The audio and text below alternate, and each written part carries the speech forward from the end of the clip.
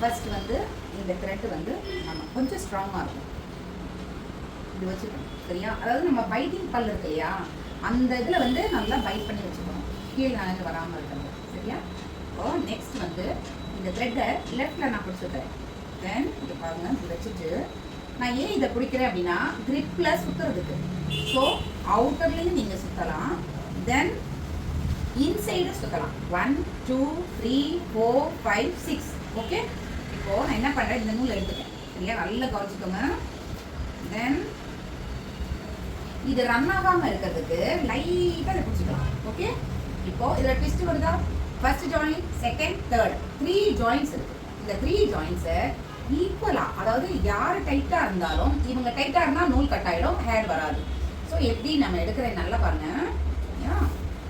So இது பாரு 1 2 3 okay. எப்படி பிடிச்சிட்டு பாரு. இப்போது இதுதான் ஐப்ரோஸ், இதை வச்சுட்டு ஓகே. தென் அகெயின் ஓப்பன், இந்த இந்த இது வந்து ஓப்பன் ஆகணும். தென் பைட் பண்ணுங்க, ஒரு ஜாயின் பைட் பண்ணிருக்கோமா சரியா. தென் இந்த த்ரெட்டை லெஃப்ட் சைடு வச்சுக்கிறேன் ஓகே.